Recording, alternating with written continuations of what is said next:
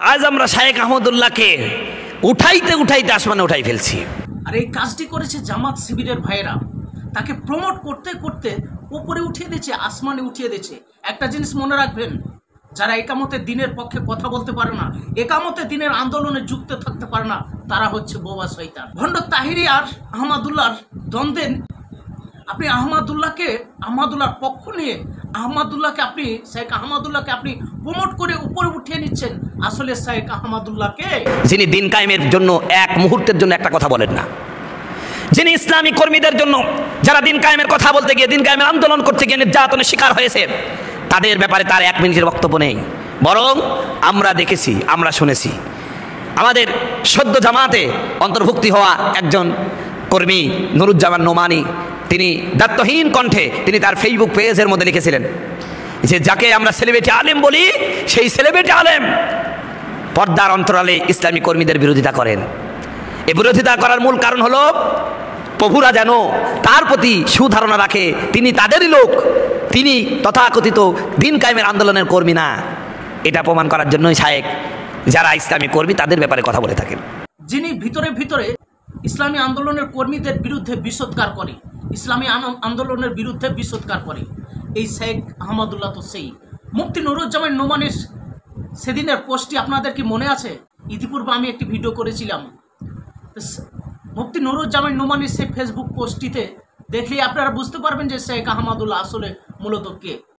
দেশে যারা ইসলামী আন্দোলনের কর্মী, দেশে ইসলামী হুকুমত কায়েম করার জন্য যারা আন্দোলন করছে, আর আন্দোলন করতে গিয়ে জেলখানায় যা তাদেরকে ফাঁসি দিচ্ছে, আর শেখ আহমদুল্লাহ একটি ফাউন্ডেশন খুলে কিছু দান খয়রাত করেছে, আরাম আয়েসেই থাকছে। এই ধরনের কাজ তো সবাই করতে পারে, কিন্তু একামতের দিনের ভূমিকা কে পালন করতে পারে? আপনি তাদের দ্বন্দ্বে, তাহিরি এবং আহমদুল্লাহর এই দ্বন্দ্বকে নিয়ে আহমদুল্লাহকে প্রমোট করে ওপরে উঠাচ্ছেন। শেখ আহমদুল্লাহকে বলুন তো একামতের দিনের পক্ষে একটি ভাষণ দিতে, একটি বক্তব্য দিতে আসলে দেয় কিনা? সে তো মূলত ইসলামী আন্দোলনের একামতের দিনের যারা কাজ করে, একামতের দিনের যারা কর্মী, তাদের বিরুদ্ধে তিনি বিষোৎকার করে। আর আমরা আজকে তাহেরির সাথে একটু দ্বিমত হওয়ার কারণে আমরা শায়েখ আহমদুল্লাহকে, আমি সহ সবাই তুলতে তুলতে এখন তিনি আসমানে চলে গেছে। এখন আসমানে চলে গেলে দিনের এই দুনিয়ার কাজ করবে কেনা? এই দুনিয়ার ইসলামের পক্ষে কথা বলবে কেনা? এজন্য আমরা যারা শায়েখ আহমদুল্লাহকে আসমানে তুলতেছি, জমিনে কিছু আলেমের দরকার। অতএব এত তুলে না বেচারা আসমানেই চলে যায়, ওনাকে একটু জমিনে থাকতে দেন।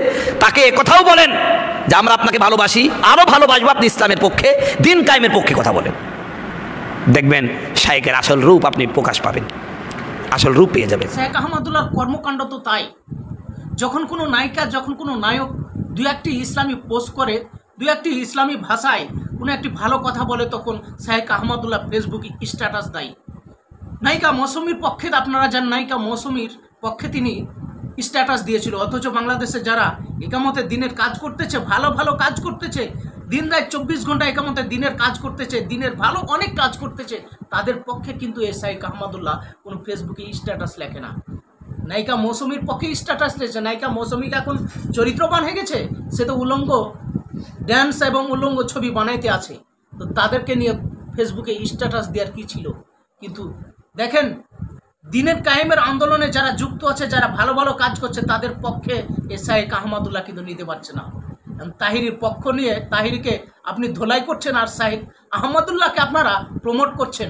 তাহিরিকে যেমন ধোলাই করা প্রয়োজন, যদি প্রয়োজন হয় তাহিরিকে ধোলাই করছেন আপনারা, সেই সাথে সাথে এ শেখ আহমদুল্লাহকে আপনাকে ধোলাই করতে হবে। কারণ দুজনের রূপ একই, দুজনের উদ্দেশ্য কিন্তু একই। তারা একামতের দিনের বিরোধিতা করে, তারা দিন কায়েমের আন্দোলনের যারা কর্মী তাদের বিরোধিতা করে। তাহিরি যেমন করে, শেখ আহমদুল্লাহ তেমনই করে। তাদের একটা ছোট্ট বিষয় ইস্যুকে নিয়ে আপনি আহমদুল্লাহর পক্ষ নিচ্ছেন আর তাহিরিকে ধোলাই করছেন। তাহিরিকে যেমন ধোলাই করা প্রয়োজন, এই শেখ আহমদুল্লাহকে তেমন ধোলাই করা প্রয়োজন। পরিশেষে একটাই কথা বলি, যারা আলেম হোক আর স্কলার হোক, দিন কায়েমের আন্দোলনে যারা যুক্ত থাকতে পারে না, তাদের পক্ষে কথা বলতে পারে না, তারা হচ্ছে বোবা শয়তান। এটা আমার ভাষা নয়, এটা কোরআনের ভাষায়। আপনারা কোরআন খুললেই পাবেন যে কারা হচ্ছে বোবা শয়তান। এরাই হচ্ছে বোবা শয়তান। আপনারা তো ইতিহাস জানেন, আবু জেহেলের ইতিহাস। হযরত মুহাম্মদ সাল্লাল্লাহু আলাইহি ওয়াসাল্লামকে তিনি বলেছিলেন যে তুমি মসজিদে থাকো, তোমার যা প্রয়োজন তাই দিব, শুধু চেয়ারটা আমার থাকবে। আল্লাহ রাসূল সাল্লাল্লাহু আলাইহি ওয়াসাল্লামকে সেই সমর্থন করেনি, আল্লাহ রাসূল তার প্রস্তাবটি সমর্থন করেনি। আল্লাহর আইন দিয়ে মসজিদ চলবে, আল্লাহর আইন দিয়ে রাষ্ট্র চলবে, আল্লাহর আইন দিয়ে গোটা বিশ্ব চলবে। আর সেখানে শেখ আহমদুল্লাহ কি করছেন? মানে সরকারের বিরুদ্ধে কোনো কথা নাই, দেশে এত জুলুম নির্যাতন, তাদের বিরুদ্ধে একটি বক্তব্য শেখ আহমদুল্লাহরও নাই।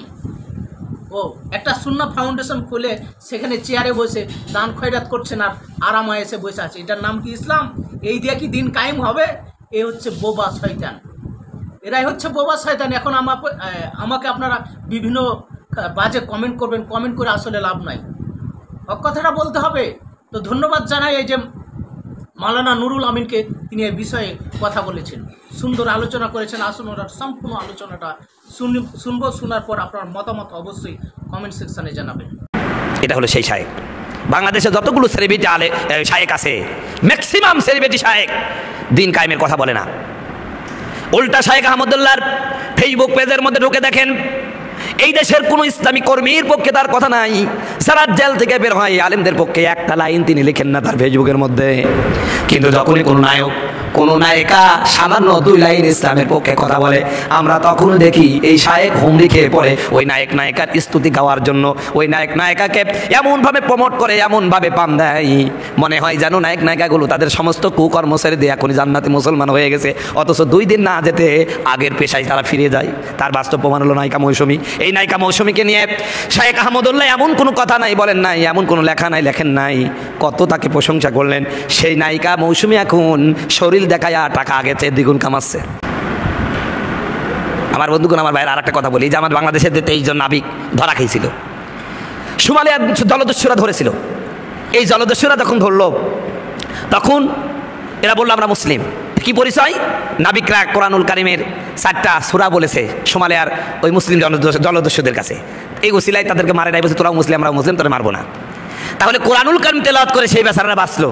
অথচ যখন উদ্ধার হলো, দেশে যখন আসলো, ওই যে শাহবাগী মুসলমানদের জাতীয় সঙ্গীত গান গেয়ে বাড়িতে ফিরলেন। কেরে ভাই, বিপদের সময় আপনার কোরআনের আয়াত পড়তে মন চাইলো, আর বিপদ থেকে যেই উদ্ধার হয়ে গেলেন সাথে সাথে আপনারা গান বাজনার আয়োজন করলেন। আসলে আল্লাহ পাক তো আসলেই যথার্থ বলেছেন, ইন্নাল ইনসানা লিরাব্বিহি লাকানুর, নিশ্চয় মানুষ তার রবের প্রতি বড়ই অকৃতজ্ঞ।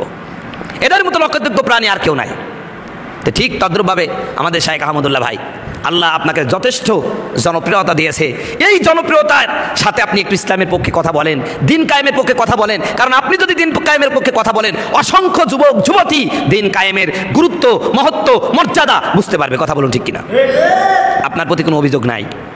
যখনই কোনো বাতিল শক্তি আপনার প্রতি আঘাত এনেছে, এই দেশের ওলামায়ে কারাম যারা দিন কায়েমের কর্মী, যদিও আপনি এদের পক্ষে কথা বলেন না, এরা কিন্তু ঠিকই আপনার পক্ষে কথা বলে আপনাকে বাঁচিয়ে দেন।